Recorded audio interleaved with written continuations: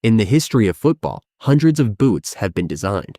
But there is one specific shoe that FIFA feared so much, they permanently banned it from international football after exactly 90 minutes of play.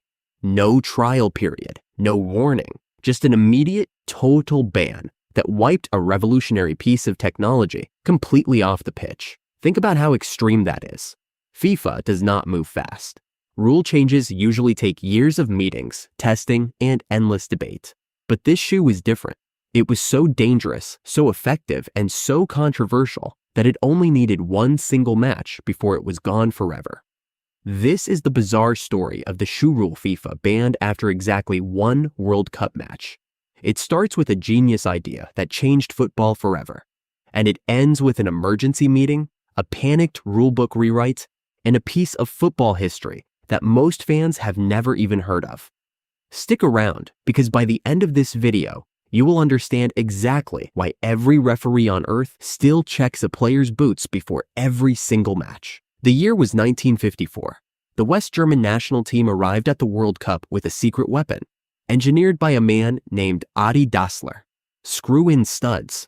Before this, football boots had fixed leather cleats. If it rained, players slipped. There was nothing you could do about it. But Dassler created something nobody had seen before. A boot where players could physically change the length of their studs depending on the weather. Dry pitch, short studs. Muddy, flooded pitch, long studs for maximum grip. It sounds simple now, but at the time, it was revolutionary. On a heavily flooded pitch in the World Cup final against Hungary, the Germans swapped to long, sharp studs at halftime. While the Hungarian players slipped and slid across the mud, the German players turned, sprinted, and cut across the pitch like the rain was not even falling. They completely outran the best team in the world that day.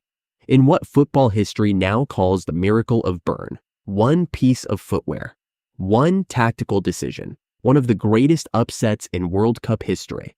But the advantage was too dangerous to ignore. In the very next official tournament cycle, a rival team turned up with an even more extreme version, razor-sharp, experimental metal studs, designed to push the same idea even further.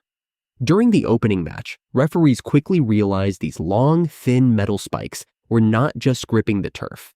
They were slicing through socks and skin, causing severe injuries on contact.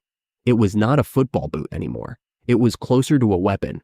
FIFA panicked. Before the second round of matches could even kick off, officials held an emergency meeting and rewrote the equipment law on the spot.